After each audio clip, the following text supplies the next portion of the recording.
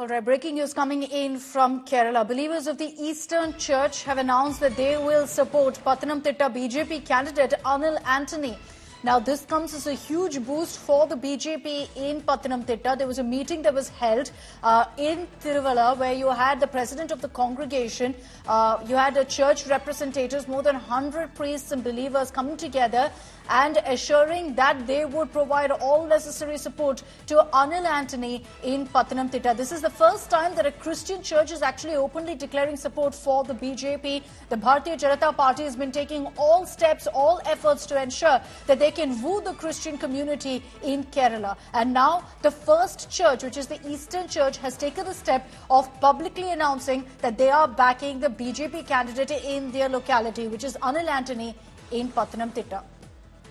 Shibi Mol is joining us with more details on this. Shibi, concerted efforts by the BJP to reach out to the Christian community to get support from these churches seems to have reaped some benefits. The first church to publicly come out and give support to the BJP in Pathanamthitta.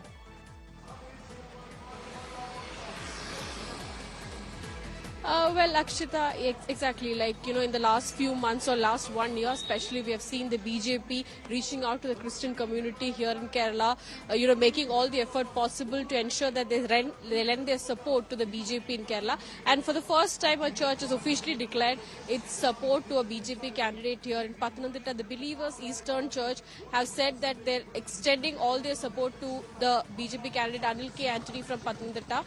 In fact, if we see the Pathanamthitta constituency, it is where Sabarimala is situated. It's not just a Hindu prominent community, a Hindu prominent region. There's a considerable Christian vote share there. If you see, all the three candidates fielded by all the three parties are from the Christian community itself. So this definitely is a major boost for the BJP. But again, the church influence is limited to the constituency alone, not spread across the state.